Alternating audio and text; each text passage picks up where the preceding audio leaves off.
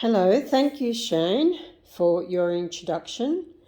Yes, thank you. Hello, everyone. My name is Georgina Nicholson, and I am a proud Wurundjeri Woi-wurrung woman. Wurundjeri being part of the Kulin Nation. The Kulin Nation consists of 5 clans, I believe, and they are Wurundjeri, Wathaurong, Tanarong, Boonwurrung, and Dja Dja Wurrung in the Eastern Kulin Nation. Wurundjeri being all of the Melbourne CBD and surrounding country, extending north to the Great Dividing Range, east to Mount Baw Baw, south to Mordialloc Creek and west to the mouth of Werribee River. So I would like to acknowledge and pay my respect to our ancestors who walked and lived on this land as free spirits for a very, very long time. Also to our elders, past, present, and our emerging. I would also like to acknowledge all Aboriginal and Torres Strait Islander people who are with us today, and I pay my respects to you all and to your elders. And I would also like to just say thank you for incorporating an ancient, very important ancient custom into your event today, a welcome to country. So I would like to acknowledge Cormac Evans and Luke Martin, the speakers for today, and everyone online today. I would like to acknowledge, for people that are on Wurundjeri country, I say to you, Wominjeka, Wurundjeri, Balak, Yemen, Kundibik. And I would just like to tell you what I've said in our Woi-wurrung language, and that is welcome to the land of the Wurundjeri people. For those of you tuning in from across locations all across Victoria, I would like to acknowledge the traditional owners of the land on which you are listening from, and I would like to pay my respects to you all and to your elders. So as we navigate our way through this COVID-19 pandemic, I reflect on the legacy of those who have come before me. I reflect on the long, unbroken, strong line of Aboriginal women I come from, and I think about the challenges they faced, and I do draw strength from them. So one of those women being my mother, Martha Margaret Nicholson, nee Terrick. She was delivered by her grandmother, Granny Jemima, and that was on Corranderk Aboriginal Mission near the present-day town of Healesville.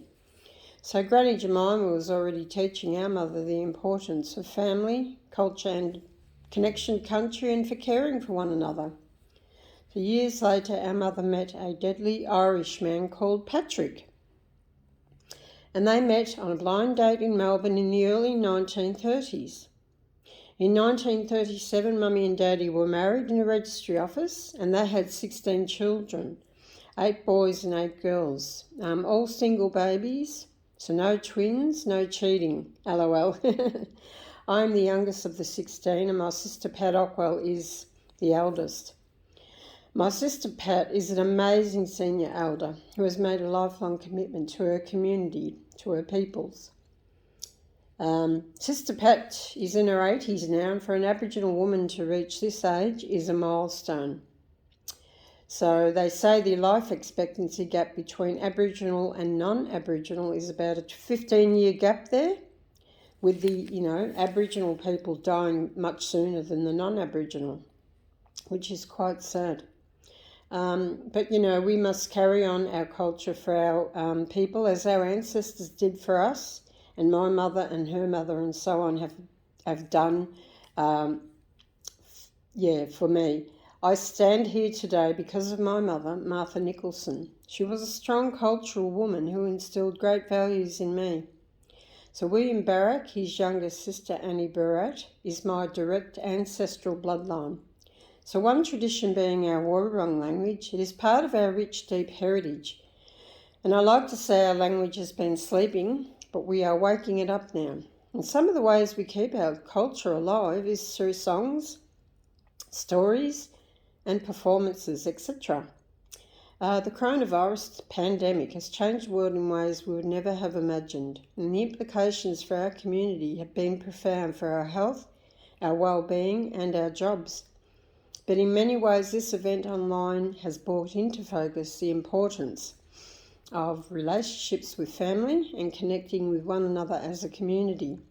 We crave and need connection as people, and I didn't realise how important this was until it was taken from us. It has been a very mentally challenging time and quite a lonely time for myself, for I live alone. So Aboriginal culture is the longest, oldest continuing culture. It goes back to 80,000 years plus. So we as Aboriginal people, we do know about resilience, solidarity and connection to land. There have been no treaties with us up to date, and we have never ceded our sovereignty. So Wurundjeri would just like everyone to please respect the land, the waters, the flora and fauna. And of course we respect each other so we can all move forward in unity. Take care and stay safe, and thank you for allowing me to be part of your event. Have a great event. Thank you.